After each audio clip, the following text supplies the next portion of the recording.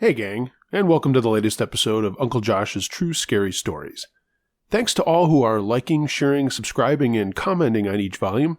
I really love the chatter and the feedback. So if you haven't done any of those things, what are you waiting for? And now, leave us not be hasty. Let's get to the stories. Here we go. The Name Callers. Many people in my family have had various experiences with ghosts, spirits, and all sorts of paranormal phenomena. My own experiences are very limited. Bumps in the night, shadowy figures, etc., that sort of thing. However, during my teenage years, me and my really close friend Crystal experienced something frightening. Disembodied voices calling to us. Here's my story. My friend Crystal practically lived at my house, and we loved to scare each other. One night, we were hanging out, and we kept calling each other's names when the other wasn't paying attention, and it never really scared us, obviously, and we laughed at our pitiful attempts to frighten one another. But that night, we decided to sleep on the sun porch off of my bedroom, and as I was drifting off to sleep, I heard a very distinct voice whispering, "Crystal." I was terrified, but tried to console myself, saying it was just Crystal doing it, and using her own name to throw me off. Unbeknownst to me at the time, she'd heard the exact same thing and was trying to convince herself it was me. This started a series of events that continued for the next couple of years. Our next encounter with hearing voices happened to us individually, but both occurred at our high school. I could have sworn I heard someone call my name when I was walking down a deserted hallway to class, only to discover there was no one around. Crystal heard whispering and giggling one day in the bathroom, ironically located near the same spot I'd heard my name called. But again, no one else was in the bathroom with her. My next encounter occurred in my bedroom on another one of our sleepovers. I was lying on my bed when I heard my name being called in an urgent, frightened whisper. The urgency in the voice had me sitting up straight to look at Crystal and ask, "What?" She was startled out of her thoughts and gave me a puzzled look and said, "What are you talking about?" I asked her if she'd called to me, and she said that she hadn't. It was then I realized the voice hadn't come from where she was sitting, but beside me on the bed. We left the room in a hurry. And the very next night we were preparing to go downtown and were standing in my bedroom doorway. I had my back to the door when Crystal's face went white, and she started hurrying me along. On the way into town, I asked if she was going to tell me what she saw. She said she didn't see anything, but she had heard whispering in her ear. The next occurrence of these strange voices, and they were always female, by the way, was even more strange because someone else heard it as well. At least this verified that we weren't going nuts. Crystal and I and two other friends were sitting in my bedroom. The three of them were sitting side by side on my bed, and I was facing them, sitting on the floor with my back to the sun porch door. The other two friends were deep in conversation, and I tuned them out and was daydreaming when I heard my name called. As Crystal was the only one not involved in the conversation, I immediately looked at her and saw the terrified expression on her face. She hadn't called me. I asked her if she had heard it too, and she said yeah, she had. Then one of my other friends confirmed that she had heard someone call my name as well. The last encounter I'm going to relate happened during some pretty sad circumstances. Crystal and I were attending the wake of a teacher that had recently succumbed to cancer. And while sitting in the pew, I was disturbed when I suddenly started to hear, "April, April, April," over and over again, only this time in my head and not out loud. I kept thinking, no, not now, not at a time like this, but it wouldn't stop. April, April. As we were returning to school later, Crystal said to me, "The weirdest thing happened in there. I could have sworn I heard someone saying, 'Crystal, Crystal,' over and over again in my head during the service." I told her what had happened to me, and we agreed it had to have been the same voice we'd been accustomed to. We never did find out what was the cause of those things. They eventually died down and they no longer occur. Whether we were telepathically calling each other, which doesn't seem to be the case, or someone was trying to contact us, I guess we'll never know. Terror on the Highway by formerly Dick Move. Something happened to me last winter that really freaked me out. I work in Chicago but live in Columbus, Ohio. I commute home every other weekend, and I've been doing this for 4 years or so I pretty much have my routes down. I drive because flying is too much money, and it's kind of a hassle. From Illinois to Ohio, I take the 80-94 to 65 south to 70 east. It's boring but quick. On the way back, I go a different way. From Columbus, I take 270 to Route 23 north to US 30 west. I take the freeway around Fort Wayne and take 30 all the way to the 80 Turnpike. Last January, I needed to be in the office on Monday. I usually work from home. So I left at like 2 a.m., which would get me to work at 7:30 or 8 a.m. after changing at my apartment. I'm very used to the route and know exactly where the rest stops are and gas stations with decent coffee. The first rest stop I stopped at was on Route 23, about an hour out. I stopped here because it's a good 2 hours to the next one. I used the urinal, and written on top in very neat handwriting, it said, "I want to suck your hard cock. 1:18, 11:30 p.m., about 3 hours ago." Above the urinal on the wall was a pretty decent cartoon of a cock being sucked. Next to it was a depiction of anal sex, and written beside that was, "I want your hard cock in my ass." I finished up and noticed there were several trucks parked in the lot, and I kind of wondered if it was one of them and if they found their good time. I got in my car and drove off. I have a Subaru Forester with a sticker on the rear window that says Ohio State Dad. I stopped for more coffee at a speedway and got on US 30 heading west. Just after I-75, I pulled into another rest area. I walked in and was shocked at what was written on the walls. It was the same cartoonist, but this time the cartoon pictured a vivisection. Very realistic organs were next to a torso, and a kneeling man had his face fully entrenched in the body cavity. I have to admit, this kind of scared me, but I had to piss. On top of the urinal was written, "I want to rip you apart and fuck your guts. I want to eat your shit-filled intestines. 1:19, 2:45 a.m. I looked at my watch. It was just after 4:30. I was gaining on this guy. I couldn't stop thinking about this. I think the fact that the drawings were so professional and the spelling was so good that it creeped me out even more. I drove on. I watched as I passed cars and trucks, and I tried to see in the windows, but it was still dark. I was passed only twice, once by a big BMW and once by an older Chevy Impala. Both had Indiana plates. An hour and a half later, I was approaching the next rest stop. I didn't really have to go, but I had to see if there was more graffiti. I was the only car in the parking lot, and there were a couple of trucks. I walked to the bathroom. I'm not ashamed to admit that I was more than a little afraid, and that I had gotten a wrench out of the toolbox I carried with me on these trips. The second I hit the lobby, I could smell shit. I almost turned around, but I had to look. I walked into the men's room. The lights are automatic, and they flickered on.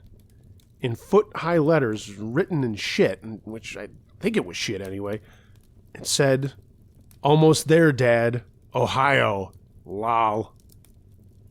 I almost fainted. The thick smell of shit and the fact that somehow I knew they were talking to me just freaked me out. Dad? Ohio? Ohio State Dad? I stepped back and then noticed a raccoon or a groundhog or something had been ripped apart, and its carcass and guts were laying next to a stall. I got the fuck out of there. Once outside, I felt better, but as I walked to my car, I heard a whispered bark and I swear some muffled laughter. I looked around, but it was dark, and there were bushes and trees all over, but no one was there. I didn't want to run because I knew if I did I would panic. So I fast-walked, got in my car, started it up, and got on the road. Once my phone had synced up, I called 911 and reported the vandalism at the last rest stop. They took the call like no big deal, and I didn't elaborate. I was about 5 minutes from Indiana. 5 minutes into Indiana, I noticed emergency flashers on the side of the road up ahead. It was the Impala that had passed me hours ago. A guy was standing with his thumb out just ahead of his car, illuminated by the headlights. It was maybe 18 degrees, and he wore just a hoodie. He looked cold, and I almost stopped. But as I slowed, I noticed dark brown stains on his yellow sweatshirt, and his hands were filthy with something dark. Maybe it was grease from trying to fix his car, Or maybe it was shit and blood. I sped up and his thumb turned into the finger and his other hand joined it and he screamed at me. His mouth seemed too wide and his teeth looked too small and it looked like there were too many of them. I was freaking out. I downshifted, jumped on the accelerator, and took off. I called 911 again and reported the stranded motorist. I didn't make a big deal about it, just gave the mile marker number. I didn't tell him that he had screamed, "Fuck you, Ohio." I didn't stay on US 30. I took US 69 to the turnpike and only stopped where there were a lot of people. I tried looking for any mention of the vandalism or the stranded motorist, but I didn't see anything. I now rent a car every trip, and I don't use US 30. Growing Up Scared by Lisa G. For years before I was born, my mother found a house that she told everyone she would live in when she was married. And she did just that. Let me backtrack real quick and tell you that the house needed to be sold quickly due to the owners needing to relocate. My parents bought it and moved in when I was only 1 year old. From the beginning, they noticed strange things.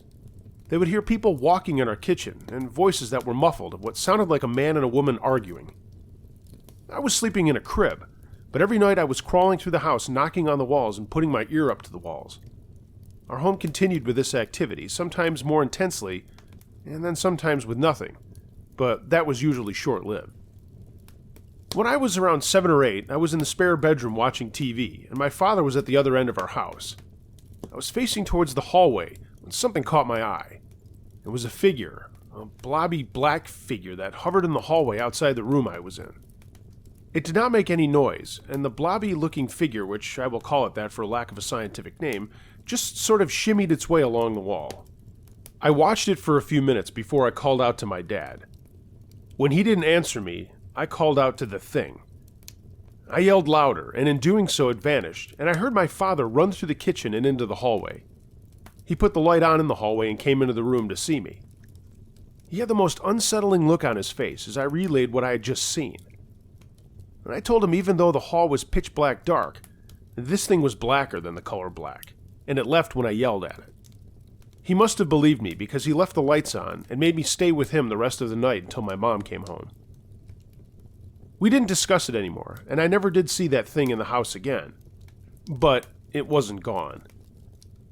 I had seen it outside of my home on 2 occasions.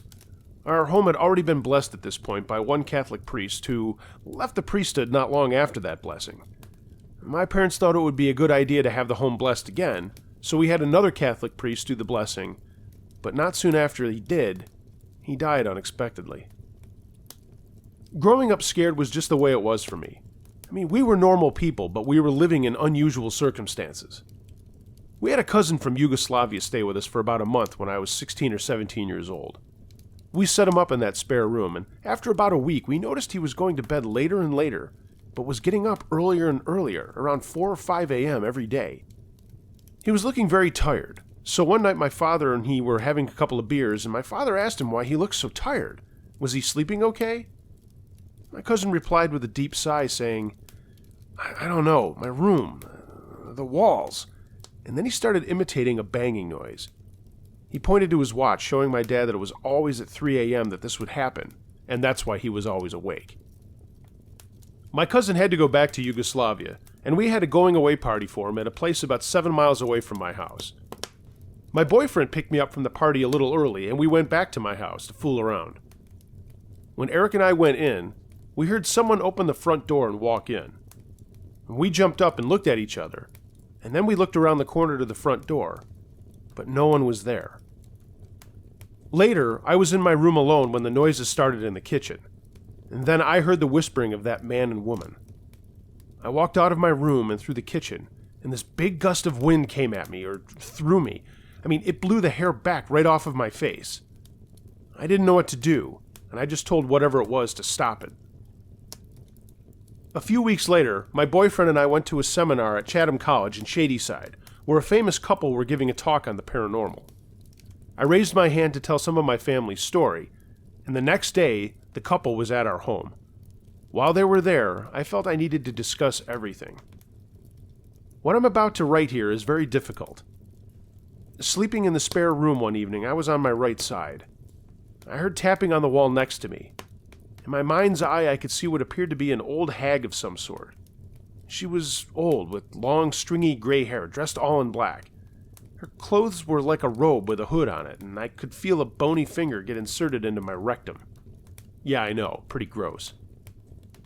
Despite my parents hearing all this and my mom saying, "Are you sure you weren't dreaming?"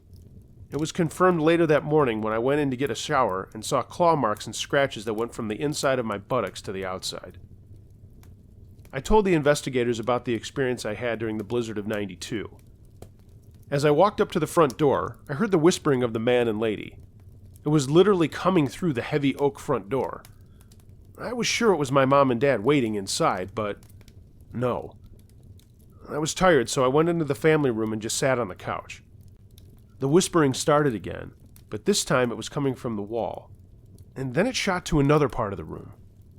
I put my ear up to the wall, and that was when I finally realized that all those times when I was little, that's what I was hearing when I would crawl out of my crib and put my ear to the wall.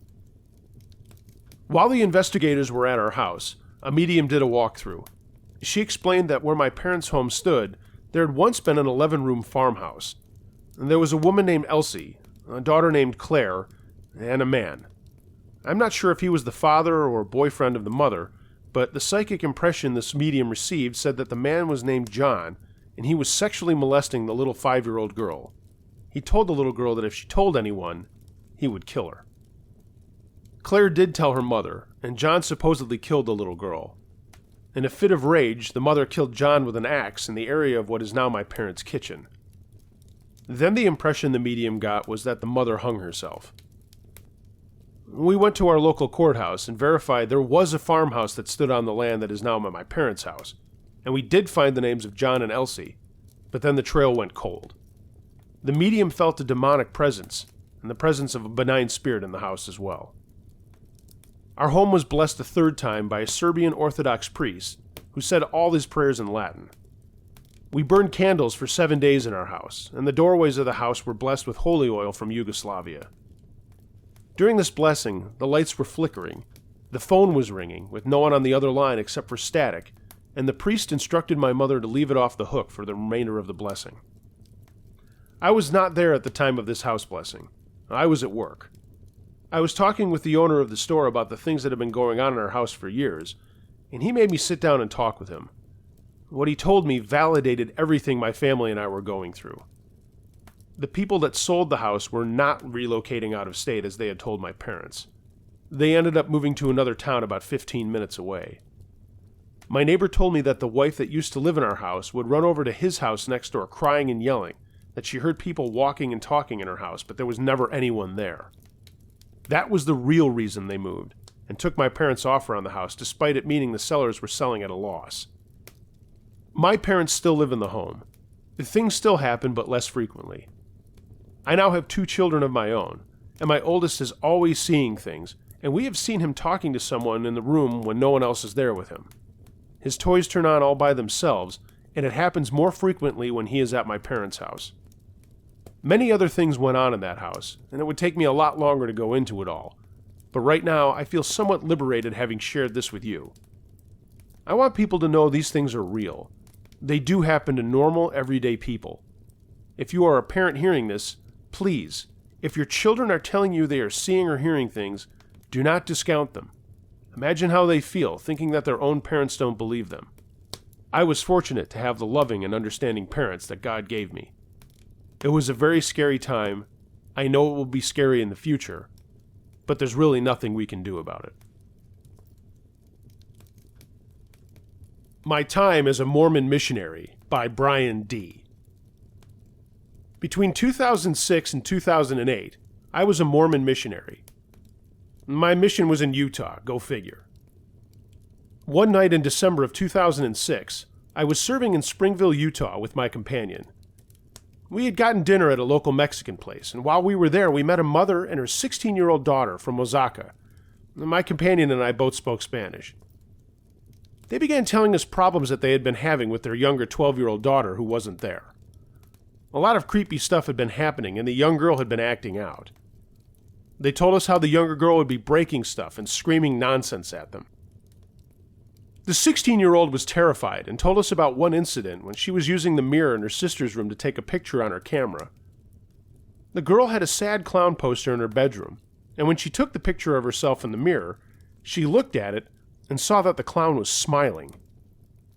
She freaked out and deleted the photo, and from then on would avoid her sister's room at all costs. The younger sister seemed to have no problem with her room, though, and laughed at her mother and sister when they showed obvious fear. The mother and daughter asked us to come over to their apartment and bless it to get rid of whatever spirit they thought was there. I should point out at this point, I was extremely skeptical. As a missionary, you don't really get called to perform exorcisms like you see in the movies, and I was pretty sure they were just being superstitious. Nonetheless, we obliged and went over.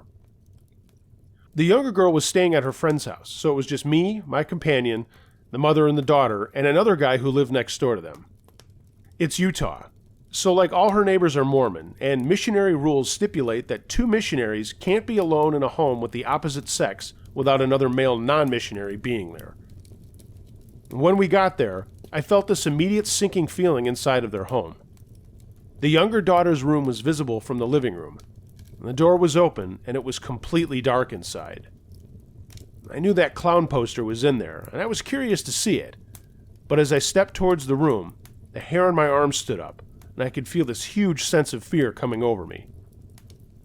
My companion and I spoke with them a little bit more while they told us more about the daughter. The entire time I could feel the sense of dread emanating from the bedroom behind me. We eventually knelt down to pray. My missionary companion was just going to say a simple prayer, asking that the Holy Ghost be in their home so they could feel better. About 10 seconds into the prayer, my companion stops talking. I open my eyes, and he is sitting there, eyes closed. But he can't speak. His tongue is like stuck to the roof of his mouth, and I could see he was struggling to form any words. And at this moment, the daughter screamed, and I looked over and saw the mother crawling on all fours, moving erratically forward like she couldn't control her body. At this second, all three of us guys jumped up and raised our right hands to the square, and simultaneously repeated a prayer that you learn in Mormon temples to cast out demons. The mother stopped, and we all sat there shaken up for a few minutes. I was way beyond terrified by this time, though, and my companion and I promptly got the fuck out, and never spoke of the incident again. By the way, I'm not Mormon anymore. I don't know if I believe in God or what, but that really happened, and it scared the shit out of me. The Indian in the Mountains. About a dozen years ago, when I was a grad student in anthropology, I was on a final expedition in the high mountains in the western U.S. For obvious reasons, I'm not going to specify where. This field work took us deep into the back country at elevations above 8,000 feet, and we had to make do with very basic survey and excavation techniques and equipment because we had to haul everything on our backs. After a few days of digging and cataloging artifacts at several sites on a high ridge, we were preparing to close up shop and head back to base camp. A few hours earlier, a small group of my fellow students had been sent out to look for potential new sites in a nearby creek drainage area, but they had failed to return to the rendezvous point at the agreed-upon time. Our expedition leader was less than happy. He took a few students down the valley to look for the party, and sent me up the trail on my own to base camp to wait if they showed up there. It was about 4 miles back to base camp, and when I arrived, the missing party was already there, drinking beer and having a great old time. Fuck, we had radios, but the boss was way out of range, so I dropped my pack and hoofed it back up to the trail to try to get some reception. It was getting towards twilight, and I was completely shot from 5 days of traipsing up and down steep ravines, lugging 70 pounds worth of pack over 25 miles of trail.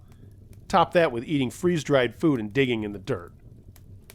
Now, I'm running back up the mountain, and I'm feeling a little, let's say, unhinged. Blood sugar dropping, stressed out, just plain tired. And when I topped a small hill, that's when I saw him. A tall Native American man, buckskins and bow, long braid down his back. A fucking cliche, I know, but real as hell. Real enough that I called out to him, said hello, and asked him if he saw anybody else on the trail recently. He turned slowly my way, looked me in the eye, and then just disappeared into the forest. And by disappeared, I mean vanished into the underbrush in deadfall. The hair on the back of my neck stood on end. I felt my stomach fall into my shoes, and suddenly I was very, very cold. Again, I know, the cliches. I called out to him again, still convinced that he was real, and spun to look around behind me in the fading daylight. And there he was again. Back turned to me, he was walking slowly and silently down the trail back towards our camp. He faded out into the sunset, and I was totally freaked out. I was yelling at him over and over, but then he was gone, vanished into the nothingness once again. My boss came over the radio right at that moment. Hello? Yeah, everyone's accounted for, boss. They're back in camp. Great. Thanks. We'll be there in a little while. Hey, did you see anybody else while you were out there? Anybody on the trail? Maybe an Indian guy? Nope. Oh, okay. And then this happened. I got myself to move forward and return to camp, and there was a perfect arrowhead lying dead center in the middle of the trail. A huge, notched chert thing, just sitting there. Now, if you know anything about North American archaeology, you know that trails are actually a pretty decent place to find stuff like this. The natural erosion that occurs on trails often reveals artifacts, and the people who lived on this continent for thousands of years often utilized the same travel corridors that we do in the present. And they left a lot of things behind. But now? I mean, right now? On a trail that a dozen anthropologists and anthropology students had traversed multiple times in the last week? That I had just hiked over an hour earlier? Nobody had seen it, including me? At this point, I'm taking really deep breaths and trying to make sense of all this. I mean, I'm a scientist, right? There's lots of explanations. Fatigue, hallucination, the effects of high altitude, and so on. But I cannot shake the idea that this guy was real. I mean, he looked me right in the eye. He moved through the world. He dropped this damn arrowhead. I picked it up, turned it over, and left it in the ferns by the side of the trail. I had handled too many objects once owned by dead people over the last week to even consider documenting or thinking about this anymore. Hey, who knows if it was real anyway? I'm a born skeptic, but I'm absolutely convinced that I saw a ghost that afternoon. My colleagues back at camp, after I related my story, just handed me a beer. The psycho at my restaurant. This isn't as scary as it is crazy, but I suppose it was pretty creepy to the guy it happened to. One day, back when I was working as a hostess at a restaurant, a woman strolled into the lobby looking rather shifty. I cheerily greeted her as she came through the front door, but she continued on past the front desk with not so much as a glance in my general direction. As a hostess, I was used to being ignored by customers, and I figured she was just too focused on trying to find someone she was supposed to be meeting for lunch. Discreetly following her, I kept a few paces behind in case she needed my help. That is, until she came to a stop behind a nearby table. She stood there for a few minutes, nervously clutching her purse and eyeing the man sitting in the booth. His back was to her, and as she ducked up and down to get a better view of the guy, I thought maybe she was meeting him on a blind date and she was trying to size up the guy before deciding to take a seat or run out of the restaurant before he noticed. It was weird, however, that the man had only asked for a table for one when he entered the restaurant. "May I help you?" I asked the woman politely. She shook her head, so I walked towards the front desk and told her that if she needed a menu or anything else to please come and get me. She took a deep breath and approached the table, quickly sliding into the booth to face him. No hello, no hey, how are you? And they started up in what seemed to be the middle of a conversation that they had already been involved with. And it was quite the heated discussion, if I may say so. The man's plate arrived to the table, and the waiter asked if the woman wanted anything. She shook her head and continued to stare at the guy who was now picking up his fork and knife to eat. After about 10 minutes, I could hear the woman's voice more and more as the conversation grew more intense. The man was trying to shush her, but she wouldn't have it. He finally did, though, and asked the waiter for the bill. Their server placed the check on the table and walked away to give the two of them some more space. Before I knew it, the man was coming up to the front desk asking me to quickly get the waiter because he needed to leave right then. I got their waiter, and the man paid. All the while, the woman was just sitting there staring angrily at him. He walked out of the restaurant saying a quick thank you, and the woman stayed behind sitting in the booth. As I walked by, I'm not going to lie, I was a little scared. She had that "you're dead to me" look that Lily sometimes has on How I Met Your Mother. She was pissed. Then suddenly she was up and running out of the restaurant. I went to the front desk to look out the window into the parking lot and saw her yelling at the guy as he was opening the door to his car. She continued to run towards him and then threw herself between him and the driver's side door, slamming the door shut and preventing him from getting in. The man then calmly walked around the car to the passenger side door and unlocked it and slid into the seat. The woman pulled the door open on her side, and as the man climbed into the driver's seat, she threw herself onto him, her legs dangling out of the car. He was desperately trying to push her off, but she'd wedged her legs into the door of the car so that there was no way he was getting her off of him. She tried to hold on for dear life as he attempted to exit the car by the passenger side. Meanwhile, people walking by were starting to watch the scene unfold before them as the man finally freed himself from her grasp. He ran out of the car and started heading back towards the restaurant.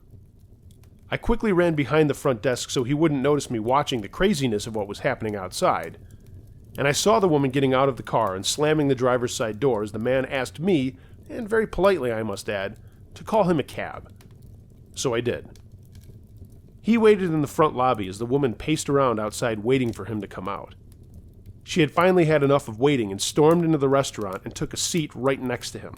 I mean, she literally made sure that the whole side of her body was touching his, and then she just glared at him as he stared blankly ahead.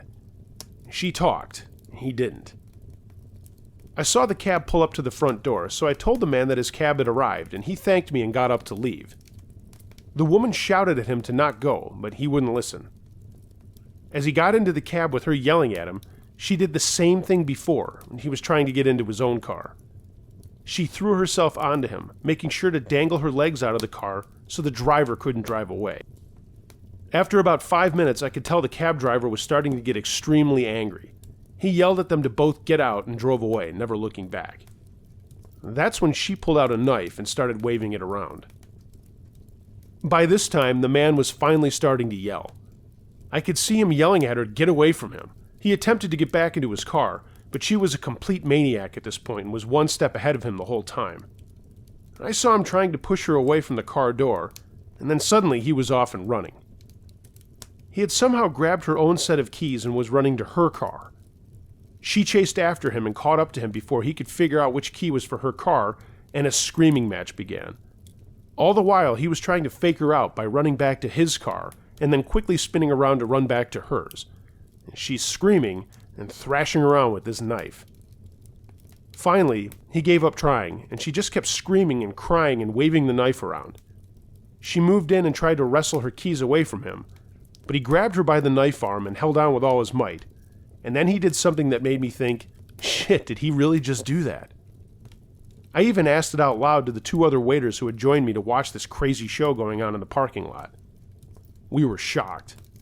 The man had thrown her keys into the middle of the street, pushed her away, and made a run for it as she watched where her keys landed. She stared with her mouth hanging open as she realized what he'd done. He ran as if running for his life, and you could see the split-second decision-making the woman was doing. Keys or the guy? Keys or the guy? She decided to make a run for her keys as the man jumped into his car.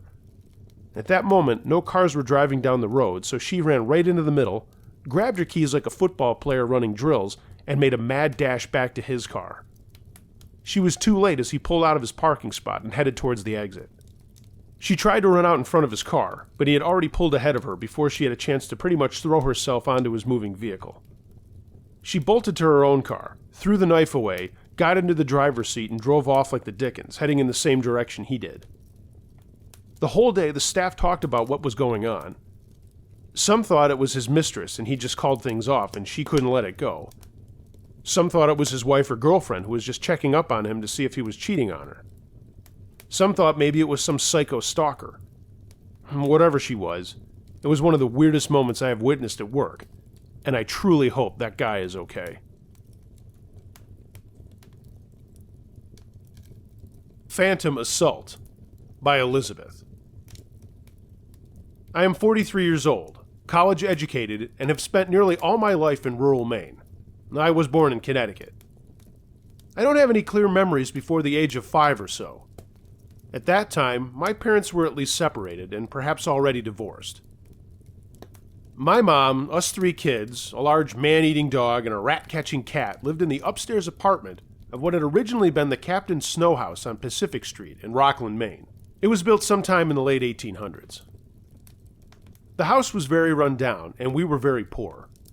There were 2 bedrooms, one very small one off the living room where my mom slept, and one larger one that had a door from the living room and a door to the kitchen.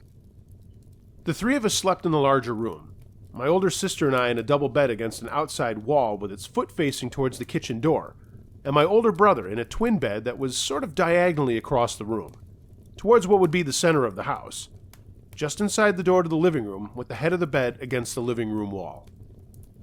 I need to explain this so that you understand that if you came in through the door from the living room, you walked first past my brother's bed, immediately on the right, then past the foot of the larger bed where we slept on the left, then turned right out through the kitchen door.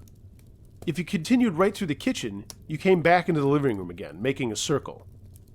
The event I will describe took place in winter, and heat was provided by a kerosene burning stove in the living room.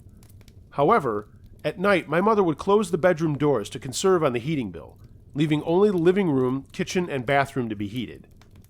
I remember that the door to the living room would creak loudly when opened or shut, and that the kitchen door needed to be slammed in order to latch. Typical old house. I never slept well in that house. In fact, I was terrified most of the time. I had very bad nightmares of the type they now call night terrors. I was very glad to be sharing a bed with my sister and a room with my big brother, who is 4 years older than I. I made very sure that I didn't have to get up in the night to go to the bathroom by myself, or I would pester my sister until she went with me. I don't remember if I was already awake, as was often the case given that night terrors create insomniacs in a big way, or if I woke when the door opened. But what I do remember clearly is that I heard the latch of the door to the living room click, and then the creak of the door opening. And I thought it was probably my mom checking in on us, as she often did, checking the blankets and whatnot. Then I heard my brother start to whimper and mutter in his sleep. I sat up in bed and looked over to my sister in the corner where the bed was. I always slept against the wall on the inside for obviously cowardly reasons. What I saw in the light from the street lamp was a figure in what looked to my young mind like a long, dark, hooded bathrobe. It was bent over my brother's bed and sort of poking and prodding at where my brother's head would be, except my view was obstructed by the figure's back. My brother always slept with his head completely under the covers, but I could hear his muffled voice saying, "No, no, leave me alone," in a pleading tone. Not quite crying, but close to it. Then the menacing figure gave him a rough shake, and it looked like it hit him in the head. My brother cried out, "No!" and it came out sort of weak and muffled from under the thick blankets. Something I need to explain. During the course of the dissolution of our parents' rocky marriage, and having moved several times during the preceding year or so, us kids had drawn even closer together and had become fiercely protective of one another. So, even if I was the youngest, only 5 to my brother's 9, I shouted out, "You leave my brother alone!" The figure whipped around towards me, and for the first time I saw its face. I'd like to say it was something as simple as a skull, but it wasn't. It was very pale, with what I can only describe as huge, glowing black eyes, if black can glow. It didn't look even vaguely human. It was one of the things from my night terrors. Demon? I don't know, but in one unbelievably fast move it was across the room at me, and it reached out one clawed hand and hit me, and it drove me back down onto my back in the bed. The wind was knocked out of me, and there was the most horrible pain just under my ribs. I heard my brother scream, and then the dog came through the living room door and leaped onto the bed, barking and snarling like a hellhound. I had red spots in front of my eyes from having been hit so hard, but I could still sort of see. The figure threw itself away from the dog and towards the window at the side or foot of my bed. There was a loud snap noise, and then it was gone. The dog stood on the foot of my bed looking out the window, her hackles up, and she was growling. I finally started breathing again as the shock started to wear off, and that's when I began to cry. I sat back up, holding my middle, just as my mom came through the living room door and turned on the overhead light. My brother was sitting stock upright in bed, his eyes huge and his hair all standing on end from being under the covers, and his nose was bleeding so heavily that you could actually see the streams of it running from his nostrils, and his pillow and pajama top were soaked. My mom asked what was going on, and we tried to tell her, but she acted like she didn't believe us. That was just at the time. I've since found out different. She said that she thought I had cried out in my sleep, and that woke my brother up and then brought the dog running. The nosebleed was called coincidence. My sister slept through the whole thing, and my mother cleaned my brother up and let us keep the dog in the room when she turned out the light. As soon as she closed the door, my brother jumped out of the bed, dashed across the floor, and leapt into bed between me and my sister. And then I convinced the dog to lie on our feet. I don't believe we slept again that night. The funny thing is, we never talked about it. Years later, as adults, and having had a few too many one night, one of us brought it up. By that time, I half believed I had dreamed the entire thing, but my brother confirmed my memories and added one of his own. The next morning after that incident, the bedroom window was found to have 3 cracked panes in the lower part that hadn't been there the day before, and I did have a bruise just under my ribs, where the terrible pain had been. We also discovered that we had been having identical night terrors while living in that house. Again, maybe a coincidence, but I'll never forget that night.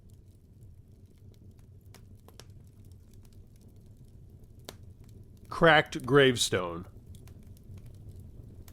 As a young boy, I ventured with some friends to visit a cemetery. We felt very daring, as the cemetery was a mile outside of town and very isolated. This was not some midnight excursion. This was just after midday on an extremely hot August day. And in fact, the weather had broken all kinds of local records due to the temperature and lack of rain. I remember clearly that I was with 3 girls, maybe my age, around 11 years old. I was a stranger in town, just there for the holiday with my parents and brothers. I had made new friends of these girls who seemed to delight in teasing us foreigners and playing kiss chase and dare types of games. We wandered around in the cemetery, reading out the names and playing hide-and-seek or chase, then played a few dares. The girls got away with giggly peeks of their underwear, or swearing, and the guys had to hang from their trees, and then I was dared to stand on a concrete slab that was slightly covering a raised tomb, and chant 3 times, "Old Witch Blaney, I'm not scared of you." Fine, I thought. No problem, and promptly stood as required and made the chant. I remember the gravestones and the concrete slab were devilishly hot from the sun, and the girls went silent and were totally in awe of the brave deed I had performed. I remember that one of the girls then asked why I wasn't frightened to say such a thing. And of course I replied, why would I be? And I'd never even heard of Old Witch Blaney. Thus the girls, with hushed voices, told me the tale. It was not a particularly frightening tale. Not now it is, but at the time, while I was in a cemetery being told by 3 locals who obviously believed the story, it did have me a little bit worried, to say the least. Mrs. Blaney was an old woman who had outlived her husband and only son, both of whom died within a year or so of each other, but none present could recall from what they had died from. Mrs. Blaney then suffered from the loneliness and poverty of living alone as a widow in rural Ireland in the 60s. She would often be seen gathering wood in the lanes or woods of the area to use as firewood, the only fuel that she had. She rented a tiny plot of land, maybe a half acre, in which she grew her potatoes and some vegetables that were her main sustenance. Her income was a tiny state pension that paid the rent on her cottage, and the land, and little else. She did earn some cash by midwifery, and also laying out the dead for her neighbors, and also doing some healing. Doctors were still too far expensive for the common people back then. Years later, I heard that probably a large portion of her money came from performing illegal abortions, but I don't know if that's true. So, with working outdoors, her skin became tough and wrinkled. She was terribly poor, so her clothes were tattered, and due to her healing concoctions and midwifery, she was suspected to be a witch. Her name was Mrs. Blaney, but out of earshot, everyone referred to her as Old Witch Blaney. Mrs. Blaney had one major fault. She often got extremely drunk. She made money at good old Irish wakes, to which she was invited after laying out the dead, and added that to the income from her healing and midwifery, but she spent it all on alcohol. Now, in rural Ireland, it was not becoming for a woman to be seen roaring drunk in the streets, and so the local guardie had the chore of picking her up and putting her into one of the 2 tiny cells in the police station that doubled as the police sergeant's home. And this is where the story turns strange. It's alleged that although Mrs. Blaney was regularly picked up and placed in the cell in the evening, she was never there in the morning. The police sergeant was forever trying to puzzle out how she was always found at home in her own bed in the morning, with the police cells still being locked and empty. The cells were left wide open when not in use, and only locked when inhabited. It should be noted that Mrs. Blaney and the police sergeant were not the best of friends. He would suffer terrible abuse from her whenever she laid eyes on him. One night, Mrs. Blaney was again drunk, and was particularly foul-mouthed regarding the sergeant, and apparently his inability to father children. She was arrested and brought to the cells. In the morning, the sergeant went to look in the cell, and sure enough, she was gone. He and another officer went to her home to officially release her and do some paperwork. However, when they got to her home, they found her in bed, dead. There was an investigation, and the cause of death was determined to be natural. The policemen were interrogated how she got home, but no answer was ever found. And knowing the local finance or lack of it, is very likely she just picked the lock, went home, but why she would wait and relock it was another mystery, unless she knew it caused the sergeant some great concerns. When Mrs. Blaney was buried, many of the locals attended, as she had no family, and they set about making her tiny grave as attractive as possible, with a small wooden cross and some plants and flowers. However, Mrs. Blaney was spotted several times with a bundle of firewood on her back in the small lanes around the area. Allegedly, she was also heard once or twice bad-mouthing the sergeant, as was her way. One day, out of nowhere, the police sergeant came up with some funds and had a raised tomb erected over her grave, including the heavy concrete lid. Perhaps that was to stop her from escaping. Well, that's what everybody said. Mrs. Blaney was never seen again, but several incidents of mischief were pinned on her, and the legend that she was trying to escape from her grave spread. After I'd been told this mildly scary story, we were still standing on the grave, and I was again dared to stand on the concrete slab and recite, "Old Witch Blaney, I'm not scared of you," 3 more times. This time I declined, just in case. But the girls began to insist, calling me a coward. And at that moment it started to rain. Great big blobs of rain began to slowly fall, then more and more. Suddenly we heard a tremendous crack, and a puff of cement dust puffed up from a huge crack that appeared in the concrete slab. Now, at the time, I didn't know what the world record for the 1 mile was, but I bet you I had it well beaten. It's been many years, and as an adult, I've returned to look back at that grave and saw there was still the huge crack with an opening large enough to put your hand inside. Oddly, I never did put my hand in. Of course, I can hear you all say it was just the cold water on an extremely hot concrete lid. And, well, maybe it could have been. But even now as an adult, I cannot bring myself to stand on a grave. Movie Theater Dream by Jeff. This is a strange event that I experienced when I was very young. I'm now 24, but ever since this occurred, it has burnt deep in my mind, and I can still go back and remember the vivid details of what had happened.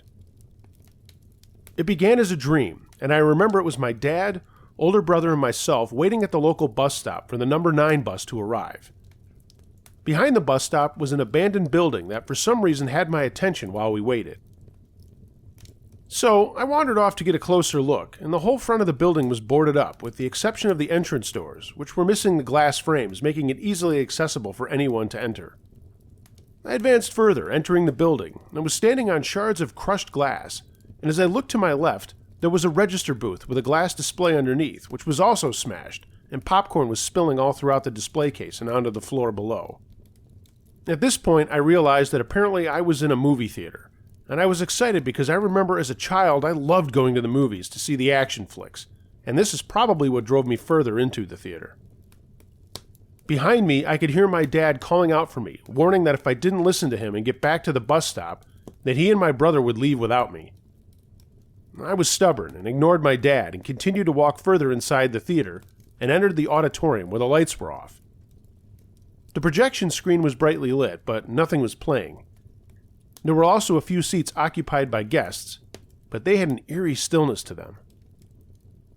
As I advanced down the aisle, I began to make out the features of the individuals that were seated, and their flesh seemed to be severely burnt, and I realized they were all dead.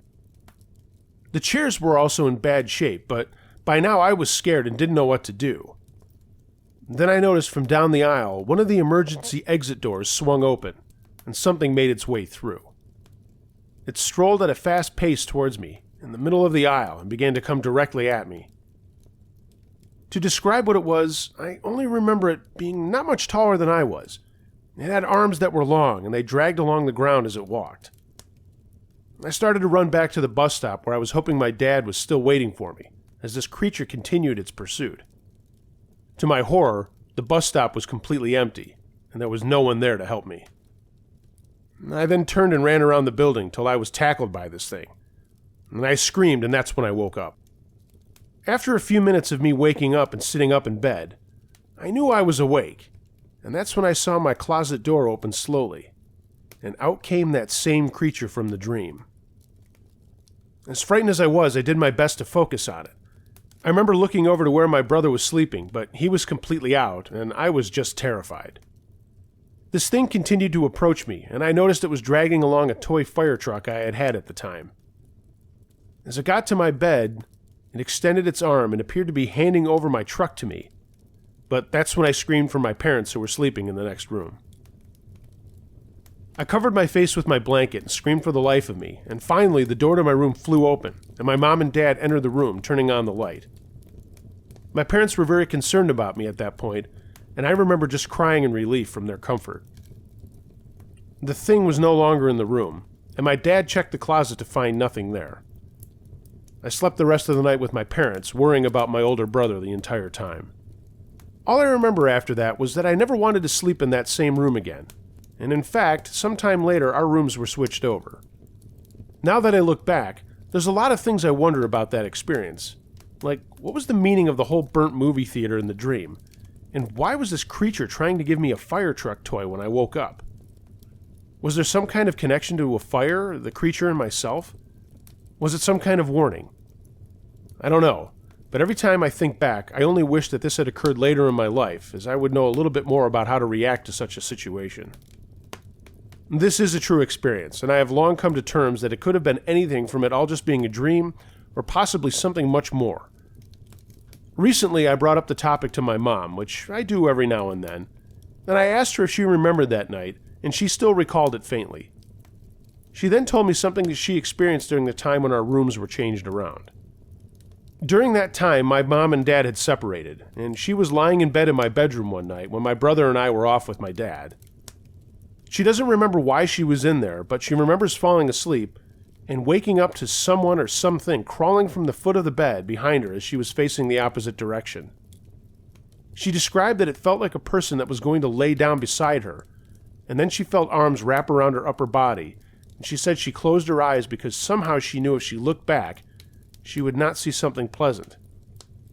The next thing she remembered was it was morning, and she had the bed all to herself. I knew she would not make up such a thing, especially after what I had gone through, and my awareness that something was not right about that room we had in that old apartment. We don't know what it was, but I do think it's strange that we both had experiences in there. She's long moved out, and I'm very happy she no longer lives there. Look at me. This happened in my junior year of high school. One evening, my mother and stepfather had gone out to some event. Maybe it was an extended dinner or a concert. It's hard to remember. I had stayed at home to work on a paper that was due the next day, and I was one of those kids who procrastinated until the last minute. I spent the whole night working at my desk in my room. To give you a picture of the room, my desk faces a wall and sits next to a small window that's on the same wall, and from where I sit, my back is to the doorway. While I was working, I was wearing these great headphones that I had gotten for my birthday, the kind that are noise-canceling. My parents left the house around 6 p.m., and the whole time they were gone, I sat at my desk, blasting music through my headphones and writing my essay. Occasionally, I would take breaks and watch the rain and lightning outside my window. We lived in Houston at the time, and there was a big storm that night. I never left my desk. My parents returned home around 11 p.m., and at some point late in the evening, I had removed my headphones, so when my parents came home, I could clearly hear the garage door open, and my parents opened the door to the house. Seconds after I heard them enter, I heard my mother shout my name. "Adrian!" she screams. "What on earth happened in here?" Confused, I got out of my chair and started walking through the house to them. There's only a small hallway that separates my room from the living room. Due to my rush to figure out why my mother was yelling, I paid little attention to the hall and the house. After a few moments, I got to my parents. My mom was livid. She's pointing at the carpet floor yelling, "Was this you? Did you have friends over?" I looked down. The carpet was ruined. It was covered in muddy footprints. I frantically explained to her that I had no idea how those got there, that I spent the whole night at my desk working on my paper. I watched as her face goes from anger to confusion to fear. We realized that someone else must have entered the house. Quickly, we scanned the footprints, trying to make sense of the situation. It only took us a few moments to figure out where they started. Our back door, which we usually leave unlocked. Then we noticed something else. The footprints started at the back door, but there were no footprints exiting the back door. Suddenly, we heard pounding through our house. We hear the front door get torn open, then slammed shut with a sharp wham! We all ran into the garage and locked the door. My mom started shouting into the phone to the police, "Please come quickly, someone's broken into our house." After what seems like hours, the police arrive. An officer stays with us in the garage as his partner goes through the house room by room. His partner tells us that it's safe to go back in, that there's no one in the house. And then she asks us a question that scares the hell out of me still. She asks whose room is down the hall and on the left. My parents look at me, and I tell the officer that it's mine. She asks us to follow her down the hall. As we go, it's easy to see that the footprints weave through my house from the back door. They went through the living room, through the small hallway, and into my parents' room, which is down the hall and to the right. Then they turned around towards my room and stopped at the doorway. Then the officer points at my door, which I had left open the whole night. On it, in black Sharpie, was written the following. 8:47. I see you. 8:53. You forgot to lock the back door. 8:59. You seem focused. 9:24. Turn around. 9:47. Look at me. 10:15. Look at me. 10:37.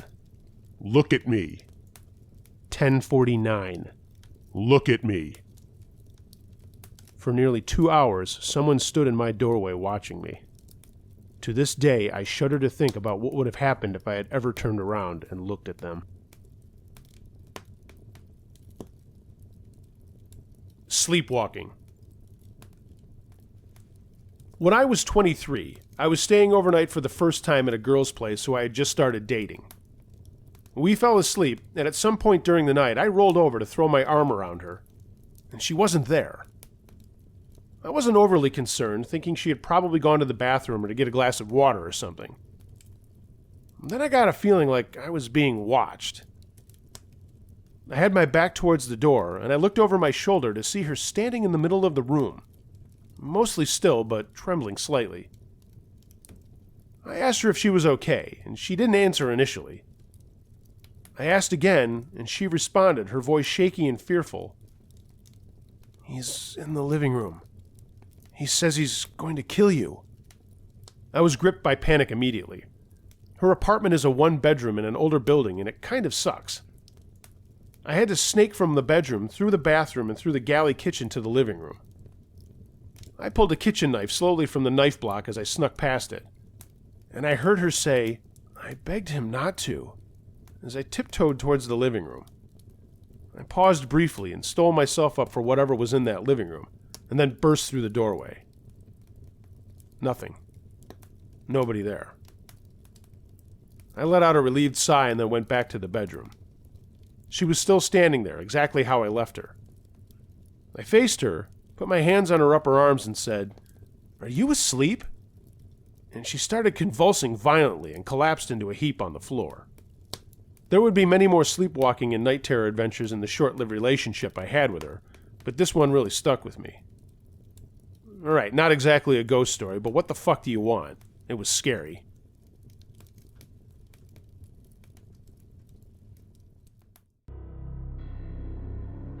Thanks for listening, gang. Hope you like this collection of strange tales.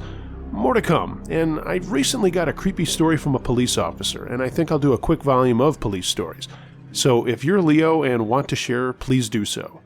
And of course, if anyone has a story of any kind they'd like to share, send it to unclejoshtruescarystories@gmail.com, and I'll be sure it makes the air. Check out my Patreon page to see how for as little as $1 per month you can help keep this channel rocking and rolling. And be sure to follow me on my social media outlets too. They can all be found in the description below. And of course, if you haven't checked out The Edge of the Unknown, that's my live paranormal radio show. Go to edgeoftheunknown.com. It airs every Sunday night from 8 to 10 Eastern Time. I'm sure you guys would love it. Until next time, take care. And remember, be wary of things that go bump in the night. It could be anything. A ghost, a monster, or the guy next door.